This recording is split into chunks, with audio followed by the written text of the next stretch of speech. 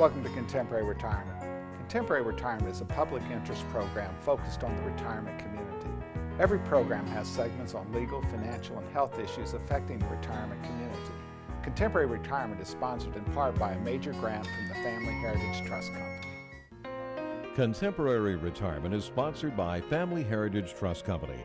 The Family Heritage Trust Company is an independent bank chartered trust company established by local professionals to provide fiduciary services including fee-based investment advice, trust services, retirement planning, and tax planning. The Family Heritage Trust Company is committed to client service in our communities. For more information, call the Family Heritage Trust Company at 301-631-5900. Contemporary Retirement is sponsored in part by a grant from R. Thomas Murphy & Associates, P.C. R. Thomas Murphy & Associates is one of Franklin County's leading law firms, emphasizing estate, trust, elder law, and medical assistance planning. Welcome to the Is It Legal feature on Contemporary Retirement. Is It Legal focuses on the legal issues affecting the retirement community. With me is Tom Murphy from the R. Thomas Murphy Law Firm with offices in Waynesboro, Chambersburg, and McConnellsburg. Welcome to the show, Tom. Good morning. Tom, we've been doing a sequence on program regarding people when they find themselves ensnared in the long-term care system.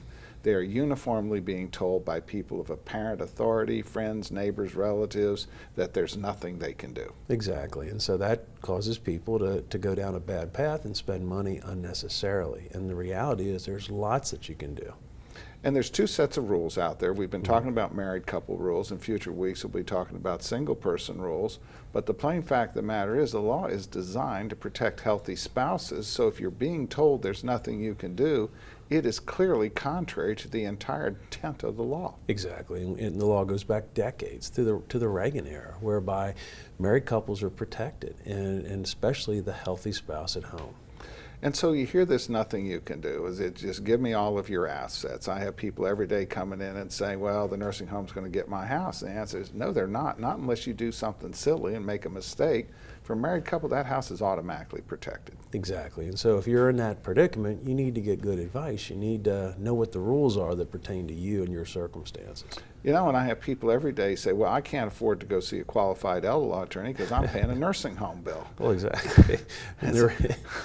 And you're paying a nursing home bill because you didn't go see a qualified elder law attorney. And, you know, and people are afraid to come see us because they say, well, it's going to cost a mountain of money. And the answer is we'll meet with people. We'll talk to them about their options.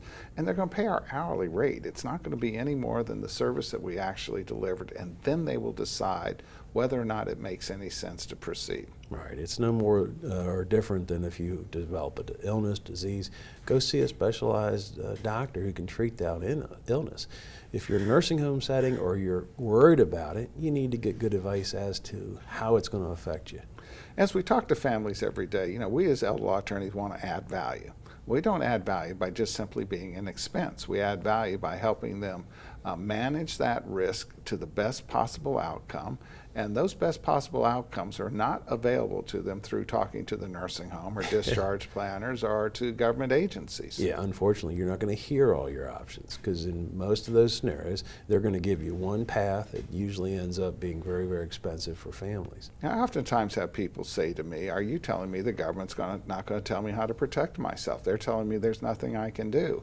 Well, I oftentimes look at that person and say, did you go to the IRS last year to get your tax return done? And what do most people say? Yeah, well, I hope they don't say they do go there. Absolutely not. You know, yeah. And it's obvious they're not acting in your interest. It's not, you know, that they're bad people or anything. It's just not their job to help you. Yeah. And there's no more their job to help you than it is the Department of Social Services to help you maximize the opportunities to protect yourself. They will give you an answer, and that answer will sound very similar. There's nothing you can do, but in the reality, there's many things you can do. Exactly, and in their minds, in the state's mind, you know, it's a budgetary issue. They don't want to pay for your care, but if you follow the rules, they're obligated to do that.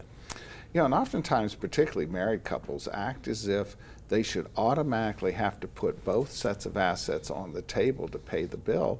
But you know, you go out and buy a car, Tom, and your wife doesn't sign on that note. Is she liable for the debt? No, not. Well, what would make you believe in any other environment in our society, whereas if the spouse didn't agree to pay it, that they're not liable for it unless they allow themselves to be liable for it? Exactly. And so you need to know that. And if you are listening to someone who's telling you the opposite or something that's not completely true, you're going to get bamboozled. You know, our practices have been focusing on this area of practice in excess of 20 years. And the fact of the matter is, if there was nothing we could do, that would have long since fizzled out and there would be nothing. But the reality is there are many things that we can do to improve the outcome.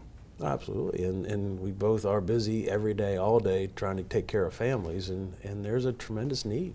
And the driver in married couple cases is, while they're being told there's nothing you can do, frankly, our advice in most married couple cases is the call to action will not be until one spouse is in the nursing home. You don't need to do anything in advance, and all this do-it stuff and advance stuff is almost uniformly wrong. Right, but you at least need to know what your options are. You need to know how it's going to affect you so that you are prepared for anything that might come down the road. And you know, we challenge healthy spouses. You know, you got one spouse who's clearly on the path.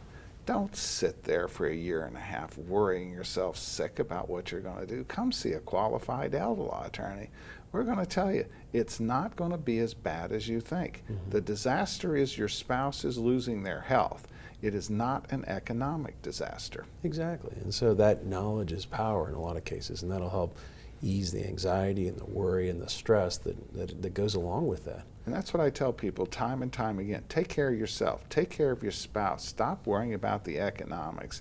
As long as you have some of those basic documentation in place, we're going to be able to maximize the opportunity to protect yourself, and it's going to be substantially better than you're being told. Exactly. There's always positive outcomes. We just need to know what those answers are. So once again, Tom, how could somebody get a hold of you if they had a problem in Pennsylvania? Well, as far as telephone numbers, it's 717-762-1032. And similarly, you know, they can call us if they have a question. Tom, thanks for appearing on the program. You're welcome. More from Contemporary Retirement after these messages. Few things in life are as important as family. Leave your insurance worries to us. Write Gardner. Call or visit our website to learn how we can make insurance simple and more affordable. Every life that meets its end leaves a heart for love to mend. Sister, brother, family, friends are left to carry on. When the loss seems more than you can bear, it's nice to know that we'll be there at Douglas A. Fiery Funeral Home. We care.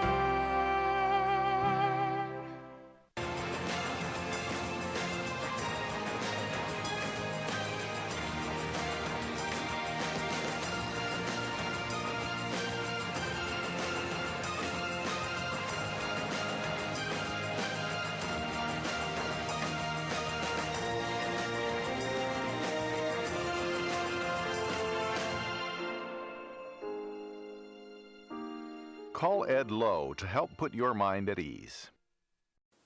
Welcome to special guest feature on Contemporary Retirement. This segment focuses on various issues which are of importance to the retirement community. Today we have a very special guest, Governor Larry Hogan, State of Maryland. Welcome to the show, Governor Hogan. Well, thank you so much. It's great to be with you. It's been really nice to have you as our governor because unlike some previous administrations, we've actually seen you out in Western Maryland. Well, you know, when I was running for governor, I heard over and over again from people all over Western Maryland who felt completely ignored and neglected. And I promised that if I was lucky enough to be elected as their governor, that I wasn't going to forget them and that we'd be up there listening to their concerns and be as visible and accessible as possible. There was a huge disconnect, I think, between Annapolis and Western Maryland. The same problem on the shore. They felt the same way. And I think we've delivered on that. I've been in Western Maryland, I think, more than any other governor in the past. Well, it's pretty unique in the state of Maryland, too, is because while the legislature has a lot of control, unless the governor puts it in the budget, it isn't going to happen. Well, that's true, but there's also a lot of other different ways that people interact with the government. And so we brought our entire cabinet to Western Maryland, too, and it's not just when I'm there or the lieutenant governor is there. Actually, my wife, the First Lady, has been there for a number of different things, but every one of our cabinet members has been in Western Maryland multiple times. And we had our first cabinet meeting in Hagerstown where we brought the entire state government up to Western Maryland, and I think it might have been the first time that ever happened. And of course, one of our home favorites is in your office, former Senator Shank. He's one of my all-time favorites. He obviously has been a great friend of the shows. He's been a terrific leader from Western Maryland for many, many years, both in the House and the Senate, and we're thrilled to have him on our team. He's really an invaluable asset to us. Well, as we talk about the impact of having a governor that's concerned about Western Maryland, a lot of things are going on. I know that we have a lot of people in the older community, and you're very focused on trying to help them. Well, absolutely. I mean, there's a lot of special needs and attentions and concerns that people, older people have, and we've been focused on that like a laser beam. And one thing that we really want to continue to make progress on in our second term is to eliminate taxes on retirement income. You know, with the legislature we've only been able to chip away at it, but we have made progress in cutting taxes, retirement taxes for military veterans and for police, fire, correctional officers, and first responders. So at least we got our foot in the door, convincing the members of the legislature that it made sense. And we're going to come back and try to make sure we put more money back in the pockets of everybody. Because what I hate hearing, and I've heard too much, going back to when I first ran for governor, people said, you know, I love the state of Maryland. I've grown up here. My kids and grandkids are here, and I don't want to leave, but I can't stay here on a fixed income. And so we're going to try to change that and make sure that people can stay in the state they love. Well, and I think it also points to the fact that we have adjacent states that have the appearance of more favorable tax treatment for retirees. And the fact of the matter is we're in a competitive environment, whether it be governmental or private enterprise, Absolutely. And you have to respond to that. Absolutely. We've got to be competitive with the surrounding states. And some of our competitors in other states have eliminated taxes on retirement, and we want to do the same thing. And it's really paying attention to the community. Too often, there was that old saying that with some of the previous administrations, there wasn't a tax hike that they didn't like, and I know that you've been very focused on that. Well, I said there wasn't a tax that they didn't hike, or at least one they didn't like. Before I ran I was a small businessman 4 years ago who had never held elected office, and I ran because I was so frustrated at what was happening to our state. 43 tax hikes in a row. Crushed our economy. We lost 8,000 businesses and 100,000 jobs, and talking about what we were just talking about, fleeing the state. We had the 7th largest mass exodus of taxpayers in the country. People just leaving in all directions. A Gallup poll said that nearly half of all Marylanders wanted to leave the state. And that's really critical, because once you have that burden on it and people are starting to leave, it means it actually increases the burden. You've got to stop the outflow. Well, luckily, we've certainly changed the direction. Not that we didn't lose a few, but I hear over and over again, I stayed in the state because of the work that you're doing. I was going to close my business, but now I'm opening another location, or I was going to sell my house, and now I'm not going to. We've reversed those trends. 4 years ago, more than 2/3 of all the people in Maryland thought that the state was way off track and heading in the wrong direction. And now more than 2/3 think we're heading in the right direction. So people are feeling better about the state. We still have some things to do and more work to be done in the second term. But we have a 76% job approval because people are happy with the changes we're making in the state. And we're going to keep working hard, especially for our older citizens, to make sure we can keep them here in the state. Well, Governor, I want to thank you for taking time to appear on our program. We're really excited about how you're doing. We wish you luck in the coming election. Thank you so much for the opportunity. Thank you. More from Contemporary Retirement after these messages. Tranquillity at Fredericktown Assisted Living and Memory Care provides a warm, home-like atmosphere that promotes daily life enrichment. At Tranquillity, our medical director is a geriatric physician. Our professionals support and understand the various stages associated with Alzheimer's and dementia. We have on-site physical, occupational, and speech therapists, as well as around-the-clock licensed nurses. For more information, give Tranquillity at Fredericktown a call today, because everyone deserves great care. Let us do the caregiving so you and your loved one can embrace life again.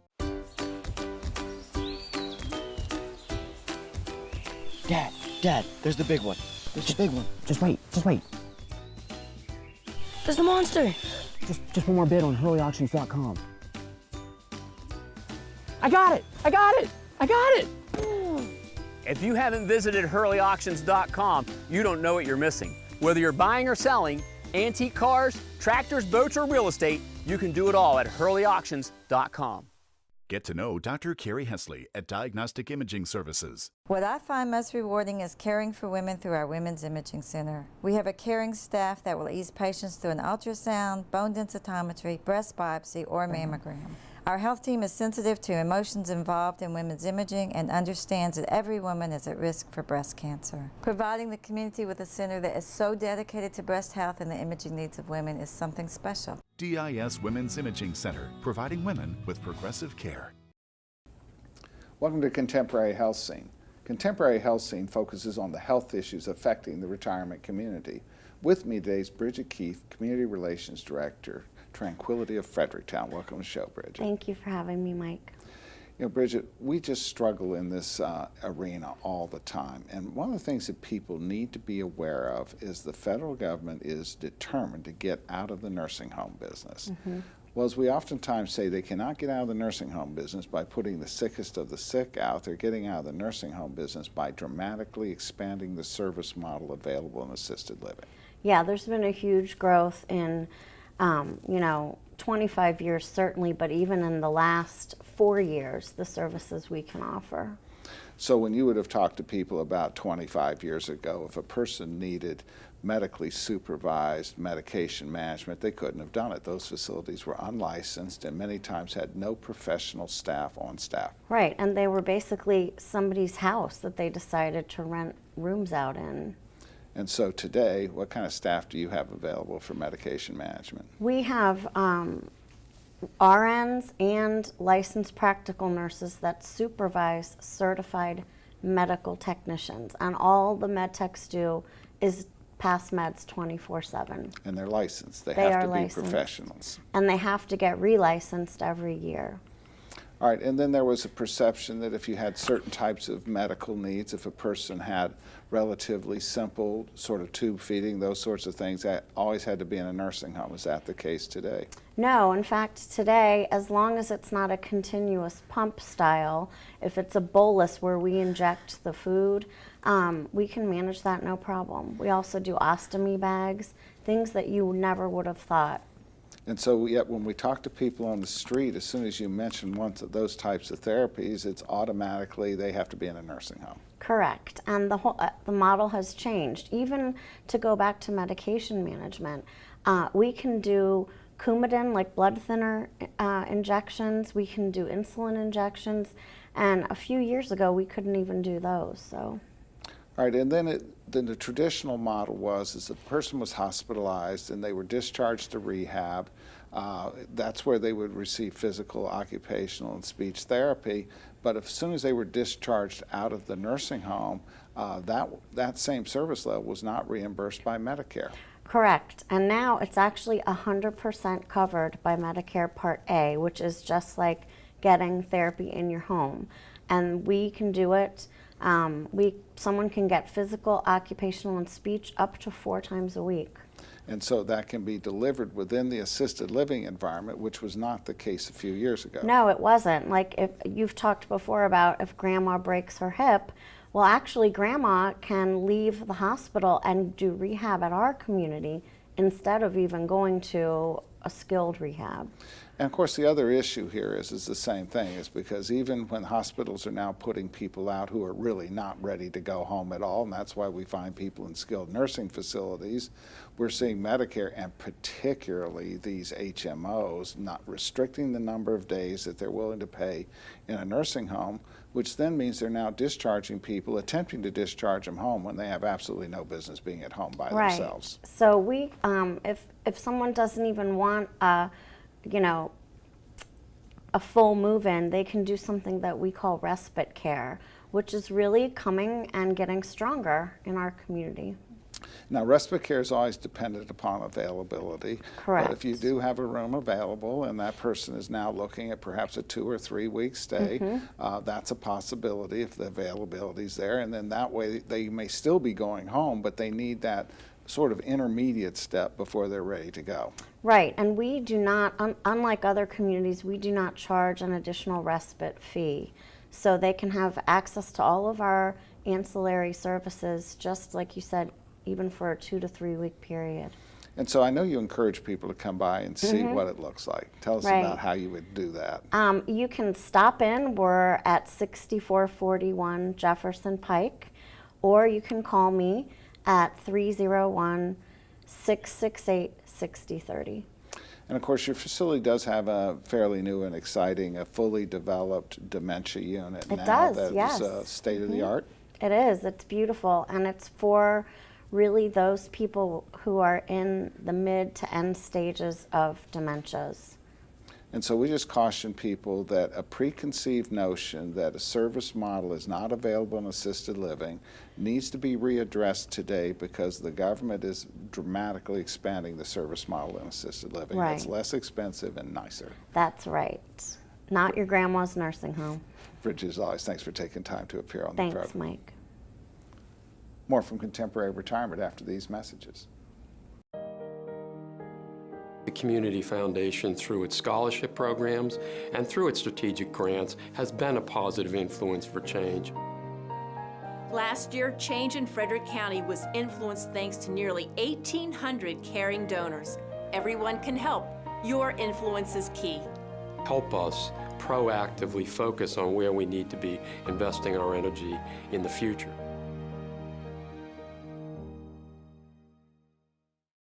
Albright, Crumbacher, Mal & Eitel are a full-service firm that provides elder care services, including managing incoming bills, bill payment, depositing checks, balancing bank statements, and preparing, planning, and filing personal tax returns. Put your mind at ease and call us today.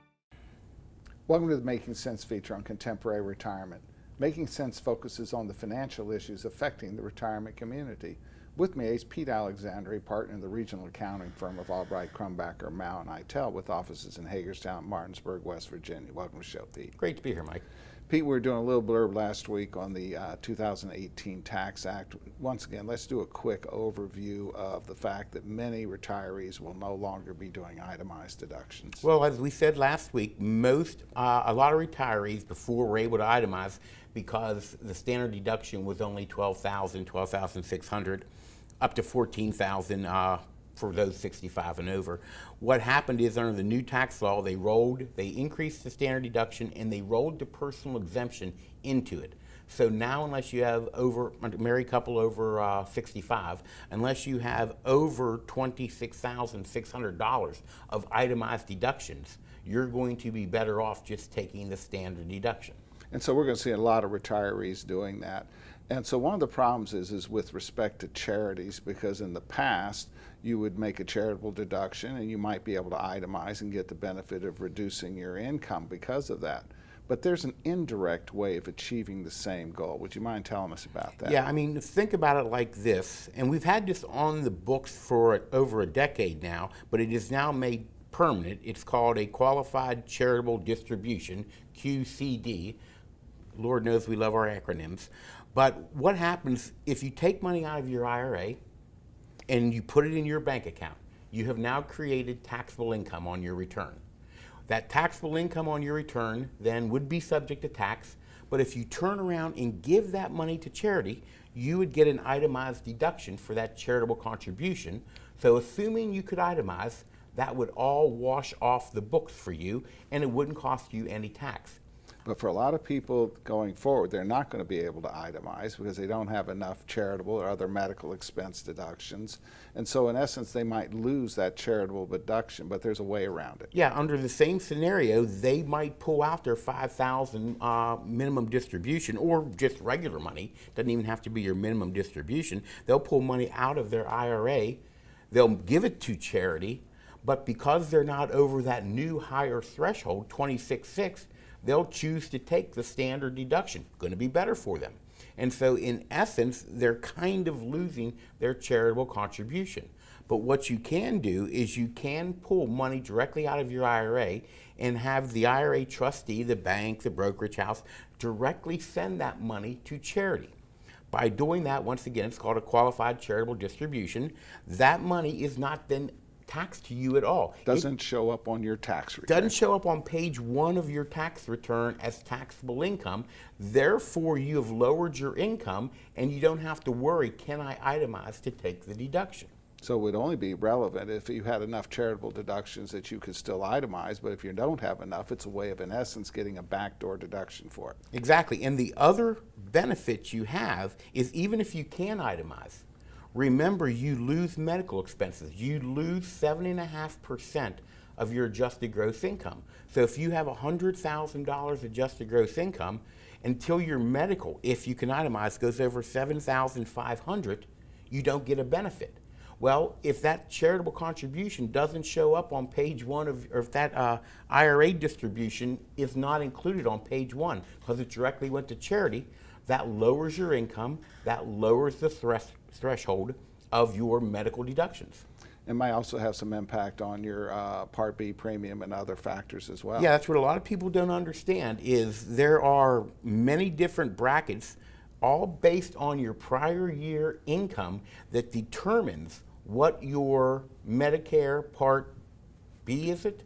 B premiums are. The lower your income, the lower your Medicare Part B premium, and by having that money go directly to charity, it is not counted in your adjusted gross income. Therefore, it does not cause you to pay higher Medicare Part B premiums. Now, what we want to understand here is most of our viewers' eyes have just swam over, thinking they cannot figure out what we just said.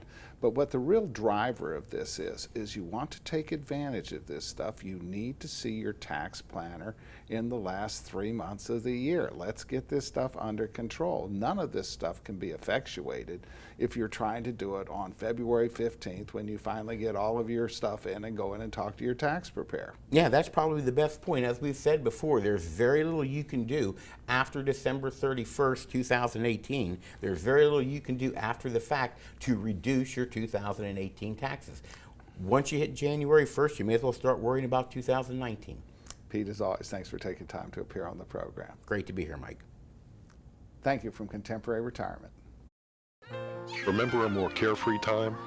Leave your insurance worries to us. Write Gardner. Call or visit our website to learn how we can make insurance simple and more affordable.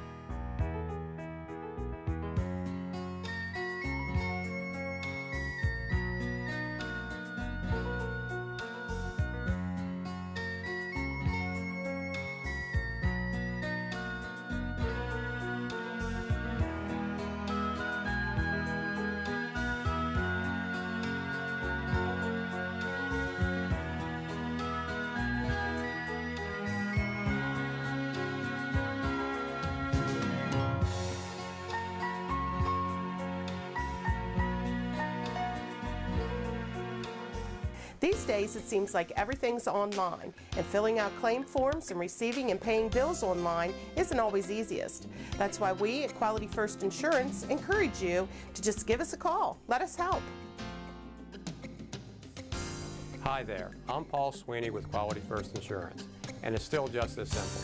Our offices are open every weekday where you'll be able to call and speak to real, live people. No detail was missed. I'm so glad that I turned to Quality First Insurance. I've recommended Quality First Insurance to my friends who've been just as satisfied. If you're not happy with what you're paying for Medigap, or more importantly, not happy with your service, give us a try. We're locally owned, and we take the time to provide you with the best. We are Quality First Insurance, and our mission is to provide quality products to quality people. Pick up the phone and give us a call today at 800-745-1411.